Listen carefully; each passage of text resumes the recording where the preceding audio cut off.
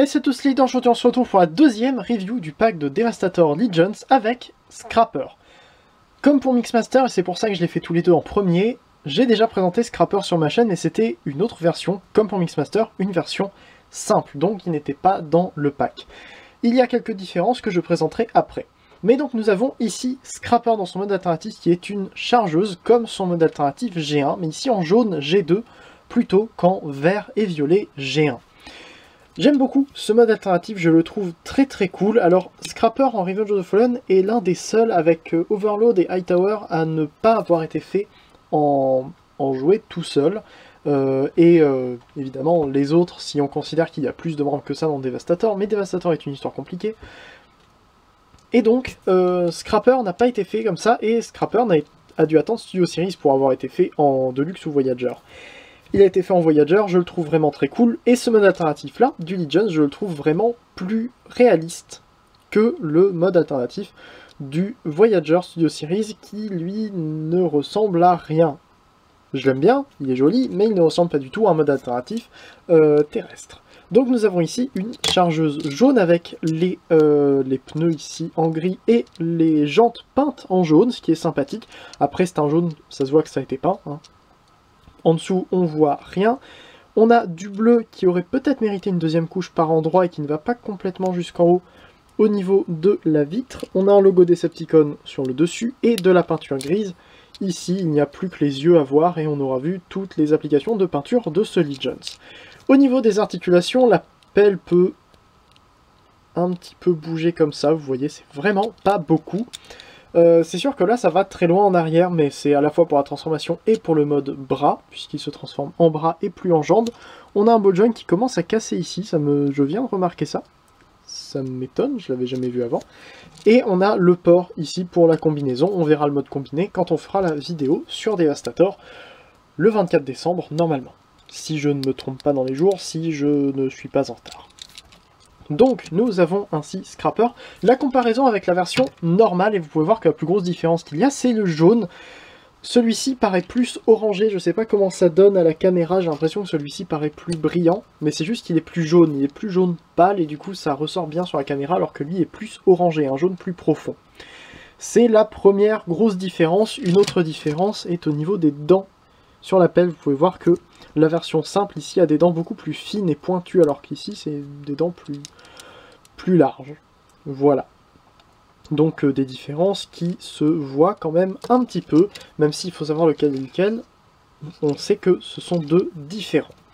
Autre comparaison avec le Scrapper DX9 Knockoff Oversize. Vous pouvez voir ce qu'il donne, évidemment, il est plus petit et il est jaune.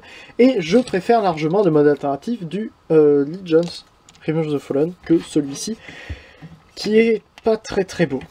Voilà, beaucoup trop long, je trouve. Alors que lui, ça passe beaucoup mieux, je sais pas, les détails qu'il y a dessus passent beaucoup mieux, alors que là, c'est long, mais sans rien dessus. Avec Mixmaster, le voici, on commence à avoir de plus en plus de membres de l'équipe, ça nous en fait déjà 2 fois plus que la dernière fois. Et donc avec Optimus et Megatron, et vous pouvez voir que même si Megatron est un grand Legends en mode alternatif, Scrapper est quand même assez long, surtout par rapport à Optimus. Il est long et aussi fin qu'Optimus, ce qui fait qu'il paraît quand même relativement grand. Pour la transformation, Scrapper est relativement simple, mais c'est assez agréable à faire. Donc on va commencer par prendre la vitre comme ça et la ramener vers le haut, ce qui va révéler tout simplement la tête. Ensuite, on vient prendre la pelle et la séparer en deux. Et là, pour débloquer les bras qui sont en fait à l'intérieur, on vient ramener ça vers le bas, juste pour avoir la place de tout détacher. Donc, on vient les séparer, ils tiennent assez solidement, et on vient les écarter, comme ça, et comme ceci. On vient les ramener vers le bas, ainsi, vous ne voyez rien, désolé. On vient les ramener vers le bas sur les ball joints. On retourne les demi-pelles. Et on a comme ça Scrapper en robot, et c'est l'un des plus normaux du lot avec Longhaul, en fait. Voilà. Donc on a ainsi Scrapper, il est très fin, très grand, et j'aime bien le design avec les 4 roues sur les jambes, les pelles qui forment les pieds, c'est très sympathique. J'adore le mode robot du Studio Series également, je le trouve vraiment très beau, très réussi, et lui il reste très bien dans le même principe, même s'il n'avait pas été pas forcément de mode robot de près pour Scrapper au moment où ils ont fait ce jouet. Pour la comparaison avec la version que j'ai présentée sur ma chaîne, la voici, donc vous pouvez voir que les jaunes sont toujours différents. Sinon c'est exactement la même chose. Au niveau des articulations, il n'y a rien à la tête, c'est juste la même pièce que ça, donc ça bougera pas.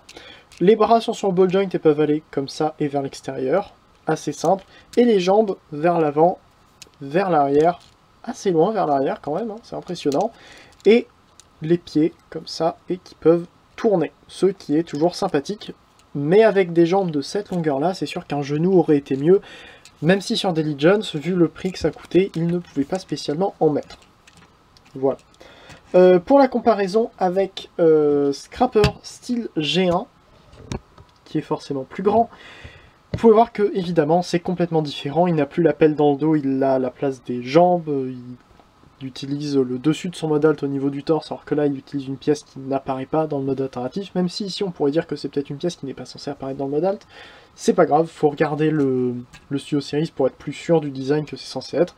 Et donc, il a évidemment ses pinces à l'avant, qui ne sont pas articulées, enfin au niveau des bras qui ne sont pas articulés, mais bon, c'est normal, c'est un Lee Jones, plutôt que des bras plus normaux, et puis Revenge of the Fallen, ce sont quand même des designs assez particuliers. Parlant de design assez particulier, le voici à côté de Mixmaster.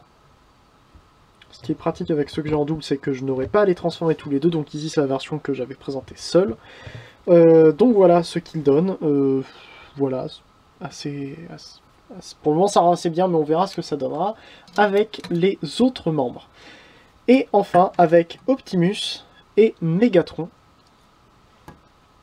Voilà, il est quand même assez grand. Il est très fin, forcément, à côté de Megatron, Optimus il est très très fin. Mais il est très grand, ce qui est toujours sympathique. Voilà, je pense que de mémoire, c'est le plus grand des Constructicons avec Rampage. Voilà. Donc, je pense que ça pourrait être tout ce que j'avais à dire sur ce Scrapper Lee Jones.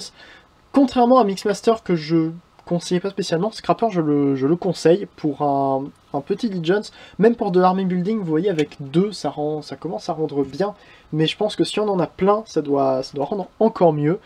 C'est un bon petit Transformers, un bon Lee Jones Revenge of the Fallen, ils avaient de bonnes idées pour certains des Constructicons. Donc j'espère que la review vous a plu, n'hésitez pas à le dire en commentaire si c'est le cas, ou même si elle ne vous a pas plu, ou si vous avez des choses à dire sur le personnage ou la figurine. Voilà, en gardant en tête que les Constructicons dans Revenge of the Fallen c'est n'importe quoi et c'est très compliqué, donc faut pas essayer de donner une vérité générale, ça n'existe pas de vérité générale sur les Constructicons dans Revenge of the Fallen, ils ont fait n'importe quoi, donc tout le monde se bat dessus depuis bientôt 10 ans.